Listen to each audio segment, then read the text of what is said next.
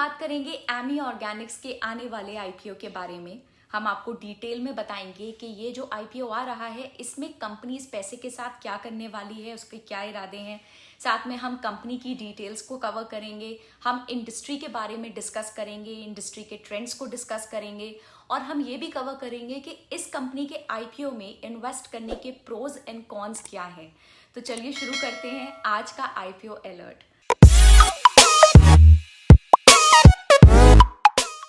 तो सबसे पहले बात करते हैं कि कंपनी के ऑब्जेक्टिव्स क्या हैं इस आईपीओ को लाने के पीछे के।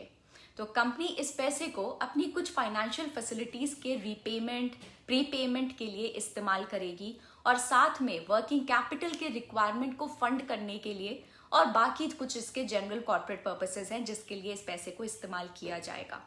तो चलिए अब बात करते हैं कंपनी के बारे में।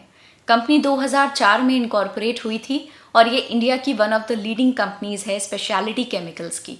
ये R&D फोकस्ड हैं और इनके प्रोडक्ट पोर्टफोलियो के काफ़ी वेरिड एंड यूजेजेस हैं। इनके की फोकस एरियाज हैं advance pharmaceutical intermediates for regulated and generic, active pharmaceutical ingredients, new chemical entities और की starting material for agrochemical and fine chemicals manufacturers. इन्होंने 450 फार्मा इंटरमीडिएट्स को डेवलप और कमर्शियलाइज किया है फॉर APIs अक्रॉस 17 की थेराप्यूटिक एरियाज। ये प्रेजेंट हैं select high growth high margin therapeutic areas में such as anti retroviral, anti inflammatory, anti psychotic, anti cancer, anti Parkinson, anti depressant और anti coagulant में। और इनको यूज किया जाता है पूरे ग्लोबल फार्मास्यूटिकल मार्केट में। इनका प्रोडक्ट पोर्टफोलियो मार्च 31, 2019 में 425 प्रोडक्ट से एक्सपैंड किया है, मार्च 31, 2021 को 450 प्रोडक्ट्स पे। ऑर्गेनिक और इनऑर्गेनिक दोनों रूट से ग्रो करने के लिए एमी ऑर्गेनिक्स ने रिसेंटली 2 और additional manufacturing facilities operated by Gujarat Organics limited यानी कि GOL को अक्वायर किया।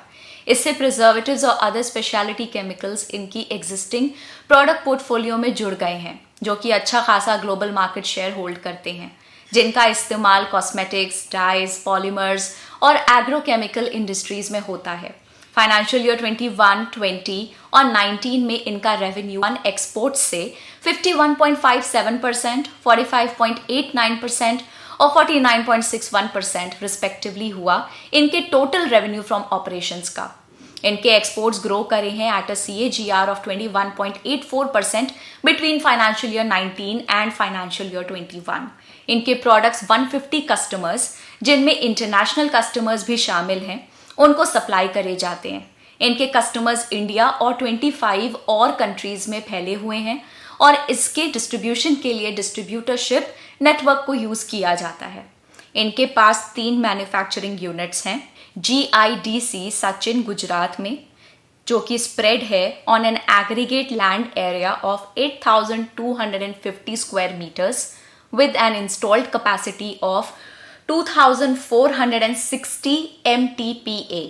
दूसरी मैन्युफैक्चरिंग यूनिट है GIDC Ankleshwar industrial estate Gujarat में, जो कि स्प्रेड है on an aggregate land of 10,644 square metres with an installed capacity of 1,200 MTPA, which is acquired from GOL। और एक और इनकी मैन्युफैक्चरिंग फैसिलिटी है जो कि है GIDC इंडस्ट्रियल एस्टेट झगाड़िया गुजरात में, which is spread over aggregate land of 56,998.35 square meters with an installed capacity of 2,400 MTPA, again acquired from GOL। तो ये थी पूरी चर्चा कंपनी के बारे में। अब हम बात करेंगे कंपनी जिस इंडस्ट्री में ऑपरेट करती है उस इंडस्ट्री के बारे में। तो चलिए स्टार्ट करते हैं।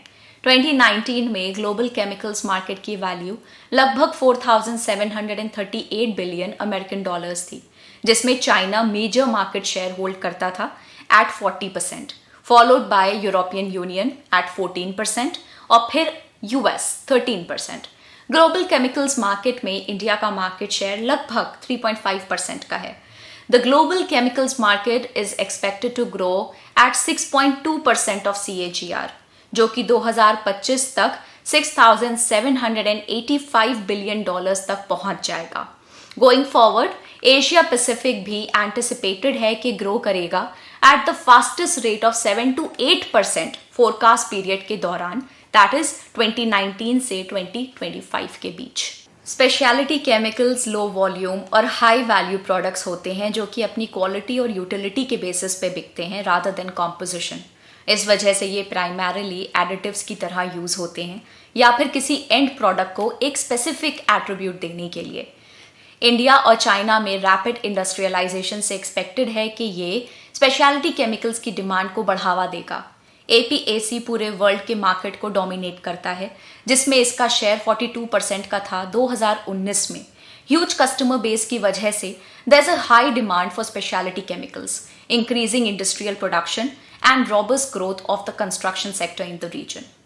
इंडियन केमिकल्स मार्केट की वैल्यू थी $166 बिलियन की, that is equivalent to approximately 4% share in the global chemical industry in 2019, जो कि एक्सपेक्टेड है कि 2025 तक $326 बिलियन तक पहुंच जाएगी with an anticipated growth of almost 12% CAGR। Speciality chemical industry लगभग 47% of the domestic chemical market के बराबर है, which is expected to grow at a CAGR of around 11 to 12% over the same period. Currently, China accounts for 15 to 17% of the world's exportable specialty chemicals. हालांकि India का share nearly 1 से 2% के बराबर है, जो कि इंडिकेट करता है that the country has large scope of improvement and widespread opportunity. Speciality chemicals हो सकता है इंडिया के लिए नेक्स्ट ग्रेट एक्सपोर्ट पिलर बन जाए। ग्लोबल फार्मा मार्केट से 4.5% का CAGR एक्सपेक्टेड है between 2020 and 2025, including the impact of कोविड-19, जिसने कि एक्चुअली काफ़ी नेगेटिवली इम्पैक्ट किया है वॉल्यूम्स को ओवर 4 to 6 months इन 2020, और जिसकी वजह से प्राइजेस पे प्रेशर बढ़ गया है वर्ल्ड वाइड अगले 5 साल के लिए। ग्लोबल API मार्केट ने 5.9% की स्टेडी ग्रोथ दिखाई है 2015 से, और एक्सपेक्टेड है कि फर्दर एक्सपैंड करेगा at 6.1% due to an increased focus on developing geographies. अब बात करते हैं इस IPO में इन्वेस्ट करने के प्रोस के बारे में। एमी लीडिंग मैन्युफैक्चरर्स में से है सर्टन फार्मा इंटरमीडिएट्स की। AB का प्रोडक्ट पोर्टफोलियो स्ट्रॉन्ग और डाइवर्सिफाइड है, जिसको सपोर्ट मिलता है bye strong R&D and process chemistry skills. इनके पास 450 फार्मा इंटरमीडिएट्स हैं APIs के लिए अक्रॉस 17 की थेराप्यूटिक एरियाज। इनकी एक्सटेंसिव जियोग्राफिकल प्रेजेंस और डाइवर्सिफाइड कस्टमर बेस है with long standing relationships. Chemicals manufacturing industry में हाई एंट्री बैरियर्स हैं जिसमें कंपनी ऑपरेट करती है। आइए कुछ के बारे में बात करते हैं। पहला हो गया लॉन्ग जेस्टेशन पीरियड, जो कि चाहिए होता है सप्लायर की तरह किसी कस्टमर के साथ इनलिस्ट होने में, पर्टिकुलरली US और यूरोपियन कंट्रीज के कस्टमर्स के साथ, क्योंकि उन देशों में स्ट्रिक्ट कंप्लायंस रिक्वायरमेंट्स भी हैं, जिनकी वजह से हाई रेगुलेटरी जेस्टेशन पीरियड काफ़ी प्रॉब्लमैटिक हो जाता है। और दूसरा कॉम्प्लेक्स केमिस्ट्रीज का involvement in the manufacturing process, जिसको लार्ज स्केल पे कमर्शियलाइज करना काफ़ी डिफिकल्ट होता है। और कुछ प्रोज में से हैं consistent growth in financial matrix over the years. अब बात करते हैं इस IPO में इन्वेस्ट करने के कॉन्स के बारे में। इस इंडस्ट्री में काफ़ी स्ट्रिक्ट क्वालिटी रिक्वायरमेंट्स फॉलो होते हैं, रेगुलर इंस्पेक्शंस और ऑडिट्स भी होते रहते हैं।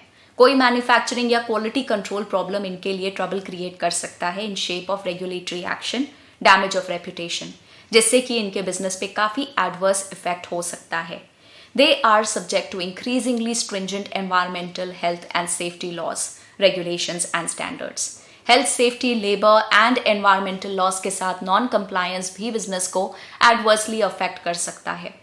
इनके पास लॉन्ग टर्म कॉन्ट्रैक्ट्स किसी भी कस्टमर के साथ नहीं है, जिससे कि बिजनेस में रिस्क बढ़ जाता है। अब बात करते हैं इस कंपनी के फाइनेंशियल्स के बारे में और इस IPO की डिटेल्स पे एक बार नज़र डाल लेते हैं। तो सबसे पहले, जैसे कि आप अपने स्क्रीन पे देख सकते हैं, ये हैं कंपनी के कुछ की फाइनेंशियल्स। सबसे पहले आपको मैं एक बात बता दूं कि ये सारे फिगर्स क्रोर्स में दिए गए हैं, और हम एक बार टोटल एसेट्स पे नज़र डालते हैं। जैसे कि आप देख सकते हैं 31 मार्च 2020 को ये फिगर 231.89 करोड़ पे था, जो कि बढ़ के 413.27 करोड़ पे आ गया। वैसे ही हम रेवेन्यू में भी देख सकते हैं, हमें थोड़ा इम्प्रूवमेंट देखने को मिल रहा है। 242.49 करोड़ से ये बढ़कर 341.99 करोड़ में आ गया फाइनेंशियल ईयर 21 में। प्रॉफिट आफ्टर टैक्स में भी हमको काफी फर्क देखने को मिल रहा है। 27.47 करोड़ से बढ़ के ये 53.99 करोड़ पे आ गया, जो कि ऑलमोस्ट डबल का फर्क है। अब एक बार जरा की फाइनेंशियल रेशियोज पे नजर डाल लेते हैं। नेट प्रॉफिट मार्जिन है 15.79% का, ऑपरेटिंग प्रॉफिट मार्जिन है 22.22% का, और इसका अर्निंग पर शेयर है 17.14 का। इसका पीई रेशियो है 31.51 का, जबकि इंडस्ट्री का पीई है 48.9 का। डेट टू इक्विटी है 0.82 का और करंट रेशियो है 1.3 का। अब एक बार आईपीओ की डिटेल्स पे चलते हैं। इस आईपीओ की ओपनिंग डेट है 1 सितंबर 2021 की और इसकी क्लोजिंग डेट है 3 सितंबर 2021 की। इस आईपीओ का प्राइस बैंड है 603 से 610 रुपीज पर इक्विटी शेयर का और मार्केट लॉट है 24 शेयर्स का। इसकी लिस्टिंग डेट है 14 सितंबर की और इसका इशू साइज है 570 करोड़ का, जिसमें फ्रेश इशू है 200 करोड़ का और ऑफर फॉर सेल है 370 करोड़ का। आज के एमी ऑर्गेनिक्स के आईपीओ वीडियो में इतना ही। हम आशा करते हैं आपको ये वीडियो पसंद आया होगा। अगर आपको ये पसंद आया हो तो आप इसको अपने फ्रेंड्स के साथ भी शेयर करें जिनके लिए आपको लगता है कि ये वीडियो इन्फॉर्मेटिव हो सकता है। ऐसे ढेर सारे आईपीओ अलर्ट्स के लिए ग्रो के चैनल को सब्सक्राइब करें। Bye bye.